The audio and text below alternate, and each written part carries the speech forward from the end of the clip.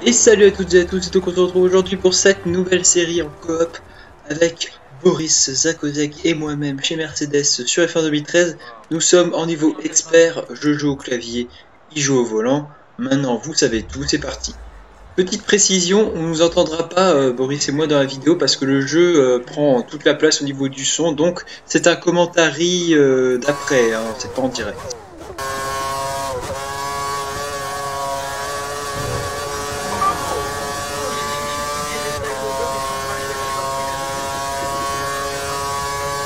Et donc nous nous retrouvons en qualif où j'ai décidé de faire un run en médium pour voir ce que cela donnait. Et non, ce n'est pas des hard, on ne nous sommes pas en 2019. Et vous voyez que je vais plutôt bien me classer, hein, je suis en P9. Donc je vais descendre en P10 parce que Boris Zakozek pourra réaliser le 4e chrono de la séance. Je tenterai cependant d'améliorer, mais Max Chilton me gênera énormément durant mon tour, ce qui fait que je devrais rentrer au stand pour tenter un tour en super soft pour voir ce que cela donne.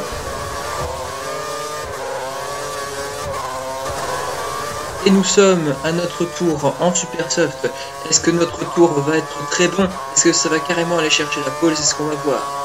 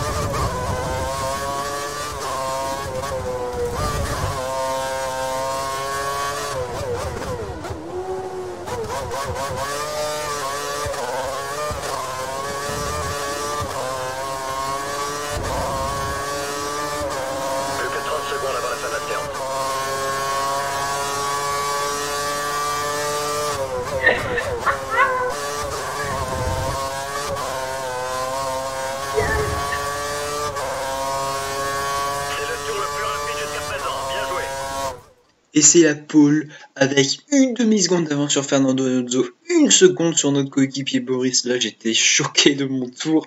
Je sais pas comment je l'ai fait un aussi bon tour au clavier. J'étais à la limite à chaque virage. C'était fou comme tour, fou. Franchement, là, j'étais en mode vas-y, en mode Hamilton qualifying. J'étais easy, quoi. Je m'attendais clairement pas à faire un aussi bon tour. Surtout qu'en début de séance, c'était pas aussi rapide. Je sais pas ce qui s'est passé, que j'ai réussi à lock ces dixièmes, mais en tout cas, on verra ce qui se passera durant la course, à tout de suite.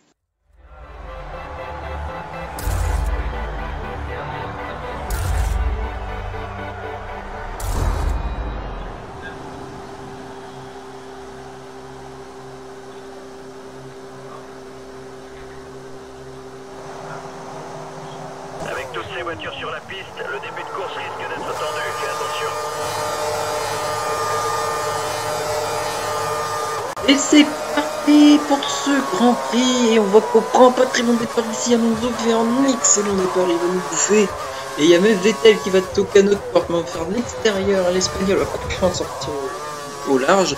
Mais du coup, on reste bien. Vettel a pris la seconde place à Alonso. Notre coéquipier, je crois, est resté 4ème. Je ne suis pas tout à fait sûr, mais en tout cas, on a réussi à garder notre place. Et Boris Zakozek qui va directement attaquer Vettel. Et du coup, il va prendre la 3ème place.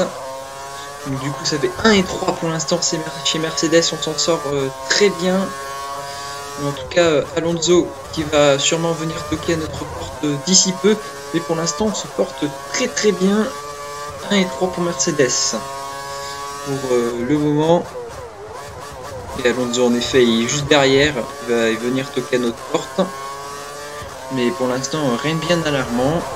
Et on se retrouve un peu plus tard au la pointe, alors qu'ici on a failli perdre la voiture, on a dû la corriger. Et Alonso qui est juste derrière, Alonso qui est la spi, qui va venir nous attaquer sur l'intérieur, on va le serrer sur l'intérieur, comme ça il aura une très bonne ligne, on va se mettre sur la bonne ligne, nous, et voilà, on conserve le lead du Grand Prix avec une bonne avance, et j'ai même un peu aidé mon coéquipier, puisqu'il peut penser une tentative sur Alonso. Pérez est passé 4ème, si vous avez vu, avec sa McLaren, donc il a dépassé Vettel, bien joué, au pilote mexicain. On se retrouve à la fin du tour 3 et en effet Pérez qui a dépassé Boris Zakoza qui s'était loupé au virage 2 et Pérez maintenant qui est avec nous avec Alonso et moi du coup, et on est au tour 4 et Alonso revient comme une balle, on défend, hors de question qu'Alonso passe. Boris je crois va rentrer à ce tour, il avait du mal avec ses pneus et Alonso qui va nous attaquer encore une fois, il va nous mettre la pression au maximum, on va résister. Hors de question qu'Alonso nous prenne la première place. Il y a Pérez qui va également s'inviter dans la battle avec sa McLaren. Et on se retrouve au tour suivant. Boris Zakoza capite et Alonso qui nous met une pression mais incroyable, inimaginable. On sort complètement au large avec nos pneus totalement détruits.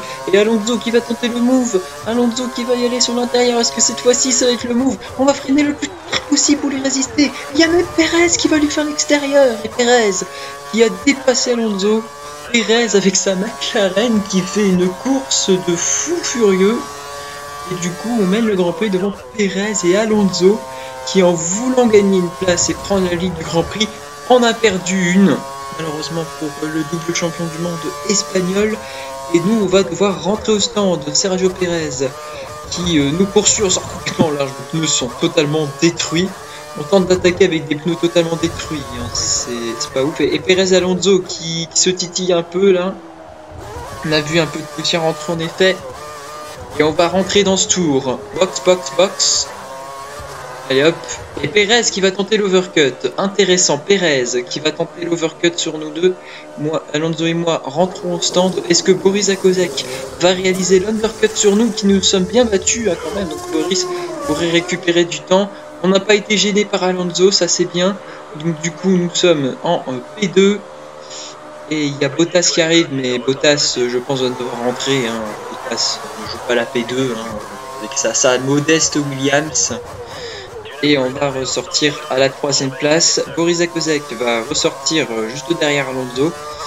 Donc l'undercut qui n'aura pas forcément payé pour le pilote Mercedes. Cependant, il y aura gagné du temps. Sur nous, forcément, à force de se battre comme des chiffonniers, eh bien, on a pris cher hein, quand même pour l'affaire.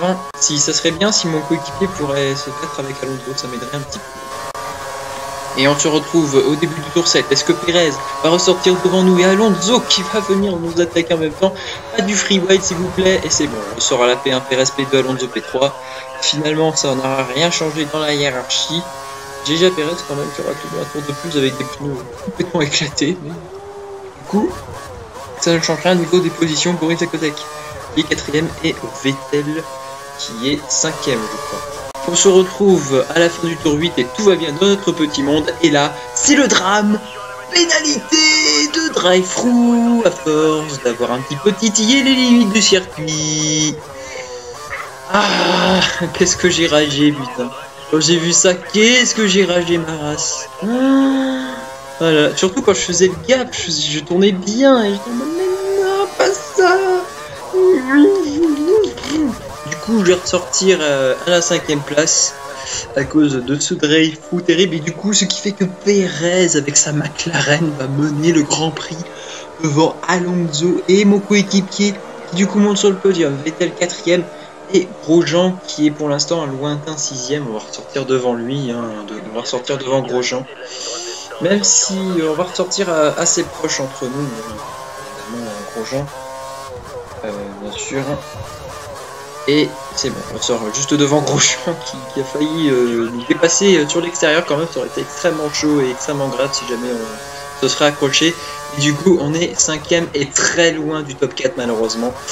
Et oui, ça vire du rêve au cauchemar un petit peu, hein, si vous voulez. D'ailleurs, je pense que ça sera le titre de la vidéo.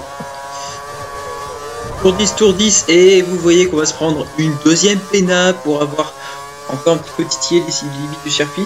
Mais genre, Si j'étais 1 millimètre à gauche, je ne me serais pas pris, tu vois. C'est ça qui me faisait rager. Surtout que j'avais à peu près ces limites-là en qualif et je me suis fait jamais attaquer en fait. Donc je comprenais pas pourquoi je me prenais de ces pénalités.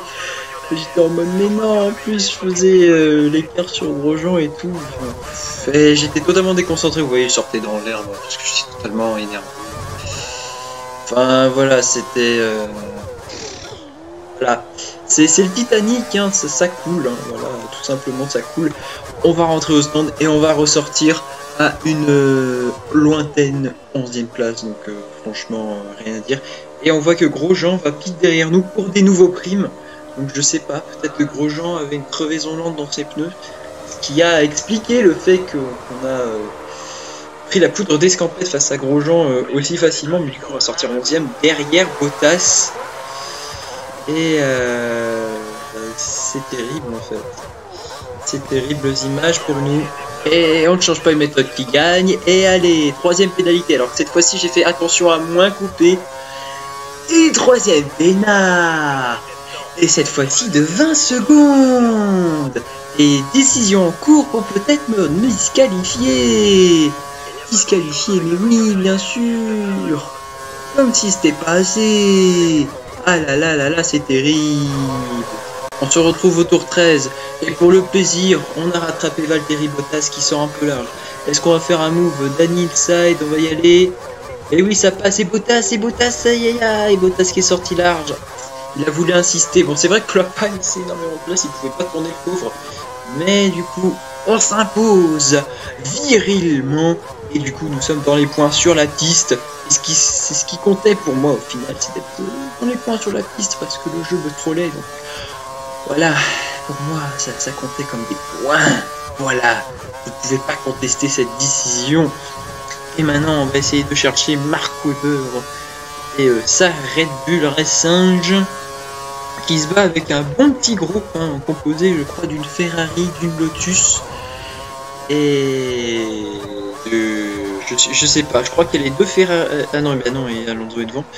Je crois qu'il y a une McLaren, une Lotus, une Ferrari, à la Red Bull de Weber à la queue, et je ne sais pas, peut-être. Je sais pas ce qu'il y a d'autre devant. En tout cas, on va essayer d'aller chercher Mark Webber alors que Perez mène ce Grand Prix. Il y a quelqu'un qui s'est loupé et on sort large nous aussi. Et c'est Mark Webber, justement, c'est l'intéressé. C'est Mark Webber qui s'est complètement loupé au premier virage. Du coup, on prend la 9e place face au pilote australien à domicile qui lui aussi fait pas une très belle course. Et du coup, nous sommes maintenant juste derrière Jenson Button, vainqueur du Grand Prix d'Australie à 3 reprises, si je ne dis pas de bêtises. 2009, 2010 et 2012. Et on se retrouve à la fin de la course en effet, et c'est Sergio Pérez qui va s'emparer de la victoire ici à Melbourne.